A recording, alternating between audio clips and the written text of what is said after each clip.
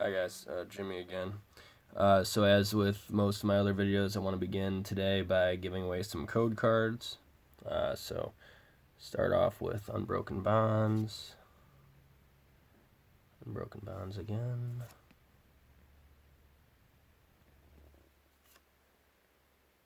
And in today's video, we're going to go ahead and address another one of my subscribers' questions.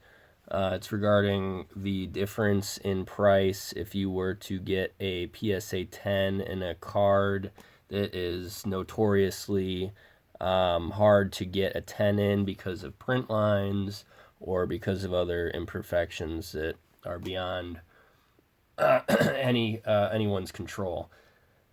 So as I mentioned in the last video, some of the cards that are most difficult to get in a PSA 10 are the cards that are illustrations of the Pokemon where the Pokemon only occupies a small portion of the holographic.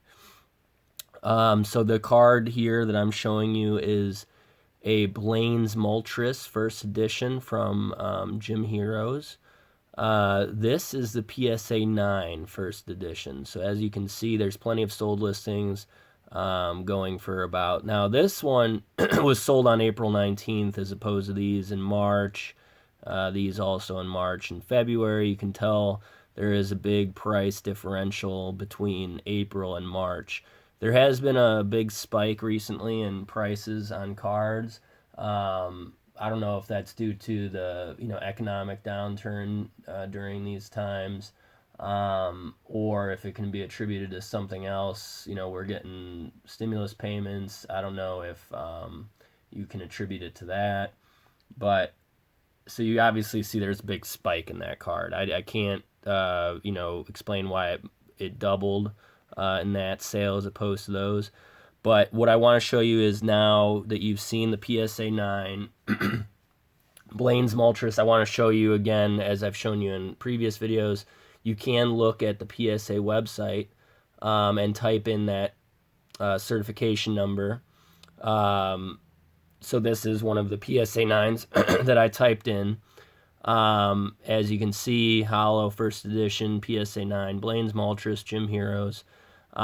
This is the sold listing. One of those was that sold listing that I had just shown you on the eBay page. There is 247 PSA 9 Gym Heroes Blaine's Moltres First Edition Hollows. Now, this is where you would see population higher. So we've looked at the PSA 9. This is where it will show the PSA 10 population. So as you can tell, there are far more 9s than 10s, which usually is the case. But, what people will do with the 9s is try to resubmit them, try to get them to reconsider that 9, and try to attain a 10. So that's why sometimes people will buy 9s. They will buy 9s because they're much cheaper, and then you have that opportunity of perhaps getting it, bumped up a grade to a 10. So now what I want to show you is a sold listing for a PSA 10. This is a PSA 10 of that same card. As you can tell, as I've said, the Moltres only occupies a small portion of that card. There is some part of the illustration that is a little brighter. It has that landscape in the background. But this is a card that, is known to be a difficult one to attain a 10. What I want to show you now is, of course, this one sold right there for quite a higher amount than the 9, which is, like I said, to be expected. But that one is, much more inflated than a lot of other cards because of the difficulty of attaining a 10. So now I'm going to show you, as the PSA 9 certification showed you, this is the PSA 10 certification. So you see population 48, as it said, was the population higher in the PSA 9.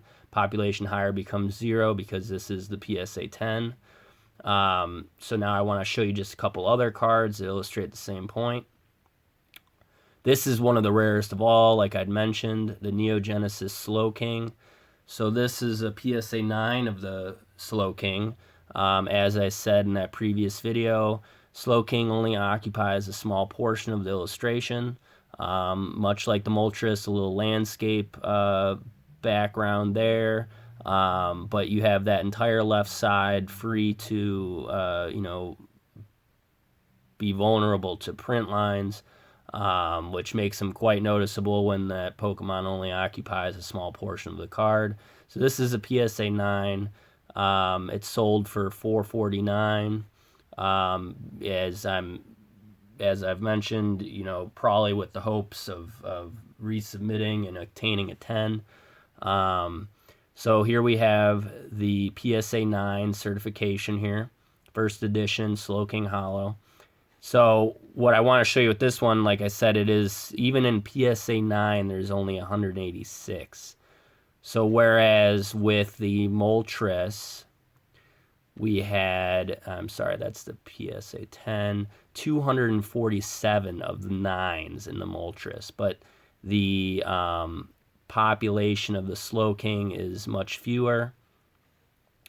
We have 186. Now, as I've said, this is one of the most difficult ones. I was not even able to find a sold listing for the 10, and because I haven't been able to find a sold listing, I cannot access a certification number to type into the PSA website.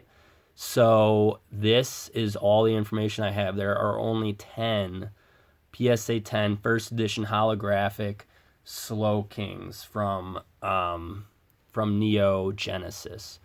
So this is all the information I have, but you can imagine that if there are only 10, there are even only 186 PSA 9s. That is one of the most difficult because it does, it does have that illustration that makes it difficult. And, just so happens it's much rarer than the Moltres. And that could it could be partially because Moltres was always, I do remember that card when I was a kid. That card was always a pretty notable card. I remember it might have been even one of the first cards that required 5 energies. I remember that was like a big thing. It just seemed like a really powerful card. Anytime any card came out with a slightly higher attack, or slightly higher HP, or maybe 3 attacks as opposed to 2 attacks, those cards became kind of notable. So it's possible that people might have kept better care of the Moltres. Slow King might have been overlooked at that time. So it might have only been, known to collectors what they had when, it was too late. They might have, not necessarily treated the card that well. Who knows? But it's notably much rarer than the Moltres. So I do apologize, but yeah, if you ever want to keep track on your own, do search for that Slow King to see what it would sell for if it were sold in a 10. But given that there are only 10 of them, I doubt that we'll be seeing one anytime soon. So next up we have another one that is difficult to get because of print lines. Of course there could be issues with centering, or there could be issues with the back side of the card with whitening at the edges, or anything like that. But most notably, these do have issues with print lines. So this is a Dark Magneton from the Team Rocket set. Now this is a PSA 9. Evident to the naked eye, on this picture, you can't necessarily see any print lines. But that's not to say that they're not there. So we have $85 for a PSA 9 first edition Dark Magneton. So what I'm going to show you next is the PSA certification. But keep that in mind, $85.